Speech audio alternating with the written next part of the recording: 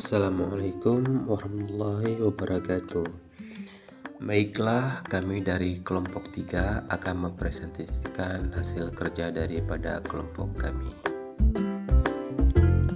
di mana kami menggotakan yang pertama Laili, Mahfirah, Muhammadun, Nanda, Nova, dan Ningsih. Ya, baiklah, kita akan presentasikan tentang understanding by design sebagai kerangka kerja kurikulum. Pertama, kepada Laili kita persilahkan. Assalamualaikum warahmatullahi wabarakatuh. Perkenalkan, nama saya Laili Rodatu Mustaidah. Di sini saya akan menjelaskan mengenai desain pembelajaran dengan model backward design, di mana model ini itu merancang pembelajaran dengan jenis fokus, result, fokus, design. Terdapat 3 tahap yang harus dilalui dalam menyusun desain pembelajaran dengan model backward design, yaitu mengidentifikasi hasil akhir, menentukan penilaian, dan merancang instruksi kegiatan pembelajaran. Pada tahap menentukan penilaian atau determining acceptable evidence, tahap ini bertujuan untuk menentukan penilaian yang dapat mengukur hasil belajar yang diinginkan. Penilaian yang baik dapat membantu guru dan siswa untuk mengetahui sejauh mana tujuan pembelajaran telah tercapai. Karena seringkali siswa merasa bingung dengan aspek penilaian yang diharapkan untuk materi yang telah dipelajari atau tugas yang telah dirampungkan. Di sini kemampuan siswa dalam mengetahui aspek penilaian dapat mempengaruhi motivasi dalam mencapai tujuan pembelajaran. Dengan demikian, perlu mengkomunikasikan bagaimana penilaian yang akan dilakukan oleh guru, karena hal itu dapat membuat siswa lebih fokus dalam mencapai tujuan pembelajaran, dan juga dapat mendorong siswa untuk meninjau tugas secara mandiri sebelum dinilai oleh guru. Baiklah, itu saja yang saya dapat sampaikan.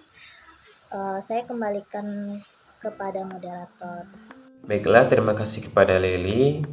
Berikutnya akan dijelaskan oleh Mahfirah. Kepada Mahfirah kita persilahkan. Baik, terima kasih kepada moderator yang telah mempersilahkan saya untuk menjelaskan terkait dengan langkah-langkah understanding by design atau UD. Yang pertama itu dapat menetapkan hasil yang diinginkan, kemudian yang kedua itu adalah menetapkan bukti-bukti atau indikator pencapaian hasil belajar peserta didik, dan yang ketiga itu adalah merancang instruksi pembelajaran yang sesuai dengan tujuan. Kemudian selanjutnya terkait dengan hasil artikel, berdasarkan hasil analisis yang telah saya lakukan terkait dengan artikel dengan judul Implementasi Kurikulum Merdeka berdasarkan pendekatan Understanding by Design, yang ditulis oleh Anggiana Resa tahun 2023. Berdasarkan hasil penelitiannya, hasilnya menunjukkan kurikulum merdeka sebagai kurikulum dengan pembelajaran intrakurikuler yang beragam, di mana konten akan lebih optimal agar peserta didik memiliki cukup waktu untuk mendalami konsep dan menguatkan kompetensi. Dalam kompetensi kurikulum merdeka, Kemdikbud memberikan dukungan kepada pihak sekolah dan menyediakan buku, asesmen, dan contoh pengembangan kurikulum.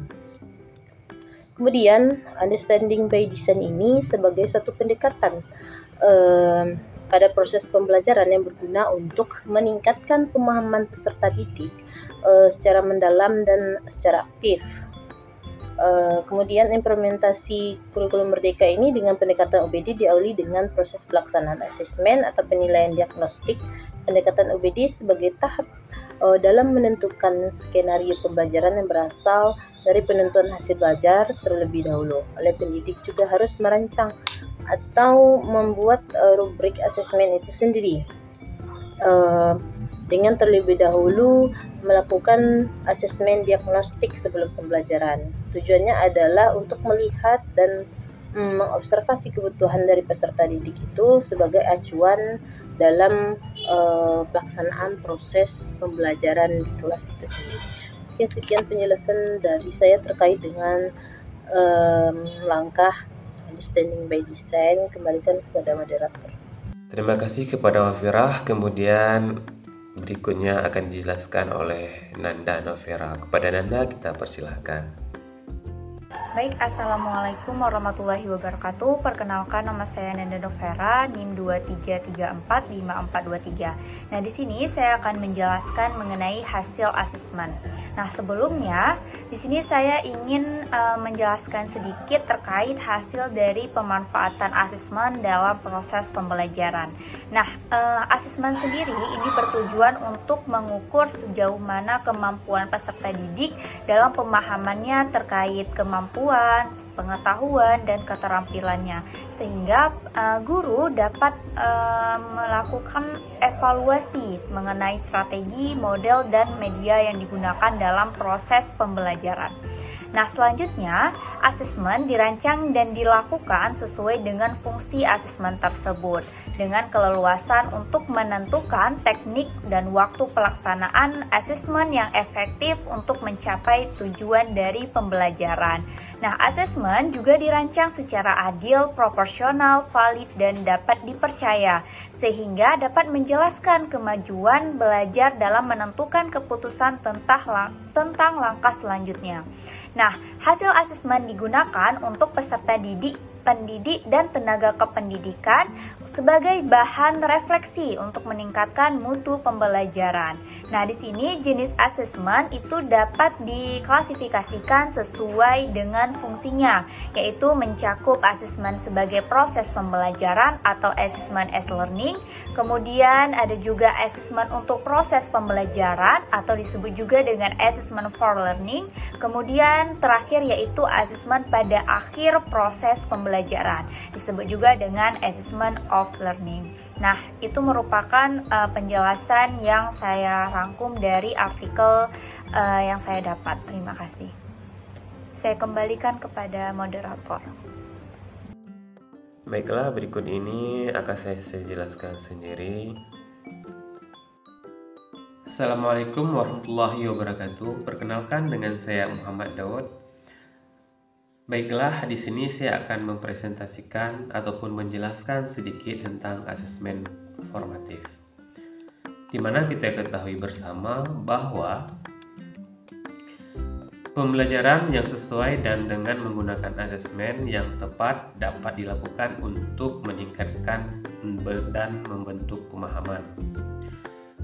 Di mana saat ini banyak asesmen yang digunakan tidak sesuai dengan apa yang dibutuhkan siswa dan bertentangan dengan cara kerja otaknya.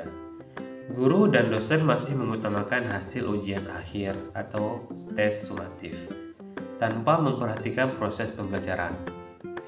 Akibatnya, pembelajaran menjadi kurang bermakna.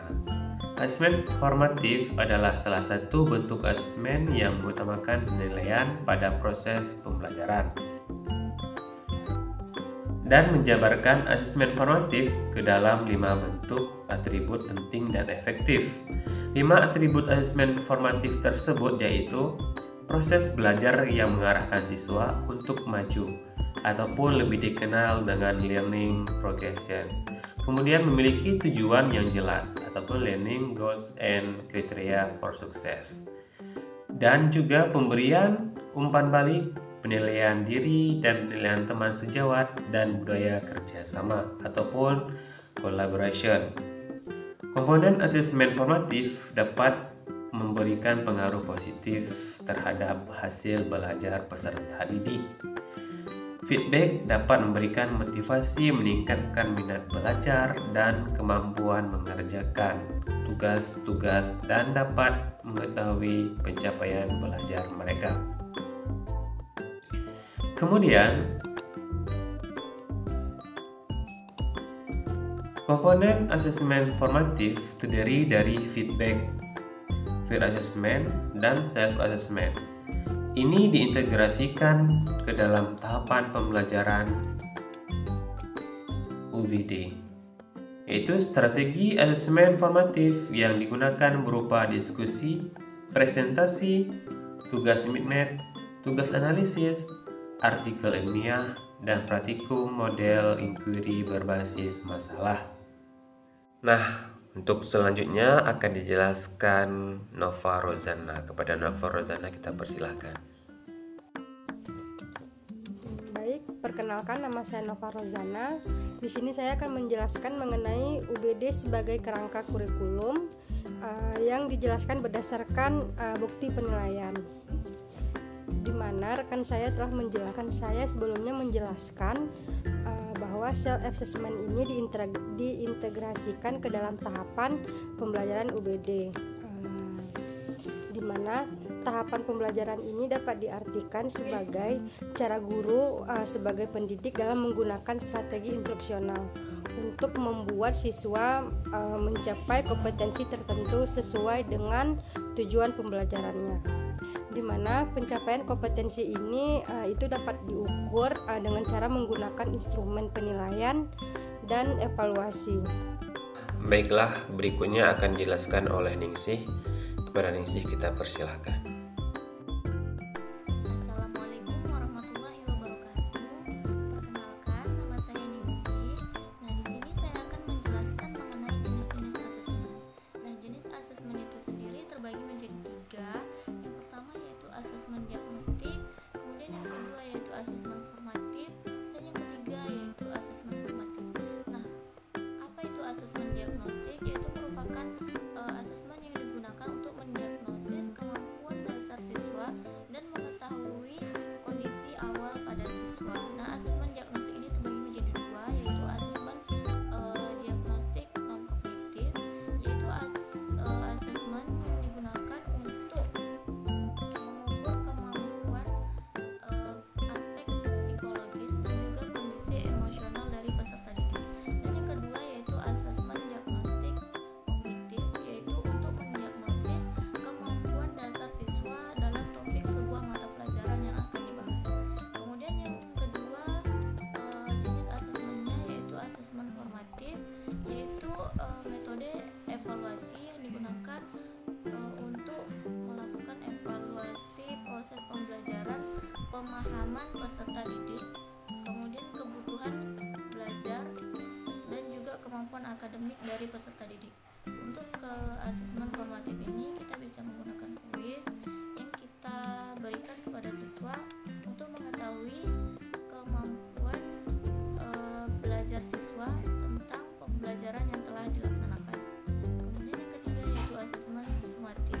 Nah, asesmen sumatif ini merupakan metode evaluasi yang dilakukan di akhir pembelajaran dan merupakan suatu umpan balik dari asesmen yang merupakan hasil akhir dari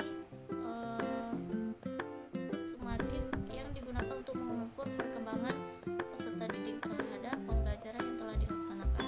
Nah, asesmen sumatif ini dilakukan di akhir, bisa berupa tugas akhir, yaitu seperti ujian akhir semester, kemudian untuk ujian praktek, dan juga yang lainnya yang dilakukan di akhir pertemuan atau di akhir pembelajaran untuk melakukan evaluasi terhadap pembelajaran.